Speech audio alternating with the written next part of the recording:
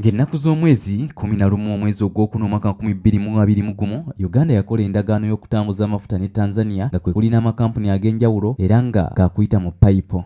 Wakati nga Uganda ne Tanzania zaakamala okuteeka omukono ku ndagaano eno ey'okutambuza amafuta okuva mu bitundu bya Bunyoro, nga n'olunaku lw'eggulo ekibiina kya DP kyavuddeyo ne kaweefube w'okusomesa abantu ebikwata ku mafuta ne payipo gye zigenda okuyita. Naye abaffe endagaano eno kitegeeza kye kiki era itegeeza ki eri Uganda? Twagala kutongoza kaweefube ow'okulwanirira bannayuganda abatuuze bannannyini ttaka mu districts 10 awagenda okuyita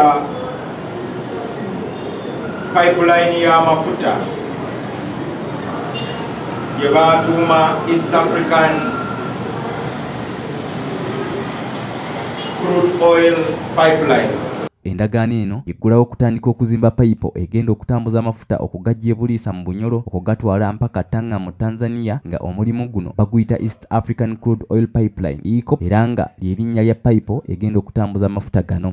Endagaano eno yateerwako omukono mu maka g'obukulembeze bw'eggwanga Entebbe, era ng'omukulembeze yennyini Mwami Museveni ne munne owa Tanzania Samia Suluhu Hassan baaliwo ng'abajulizi, nga endagaano zino ziteekebwako emikono wadde nga bo si be baateekako emikono gino. Abamu ku baali mu ndagaano eno mwe muli ne kampuni ya Total and China National Offshore Oil Corporations oba CNOOC, era nga nabo bamu ku beegatta ku bwannannyini bayite partners. Amawanga erya Uganda ne Tanzania bo omukono gwe baateekako gwali gwa gavumenti ezikyazizza, ate nga kampuni endala ezateekako omukono endagaano yali ku bumu bwannannyini bwa payipo kw'ossa n'endagaano y'engereka. Payipo egenda okuzimbibwa egenda kutambula kilomita 1,400 okuva e Buliisa mu Hoima oba Albertine, nga muzimu ku districts mweyina okuyita mulimu Hoima, Sembabule, Masaka, okuyita mu Viramari, okuyita e Viramaria n'ewalala, era nga egenda kugenda mpaka ku semayanja wa India muyite Indian Ocean okutuuka e Tanga ku mwalo mu Tanzania.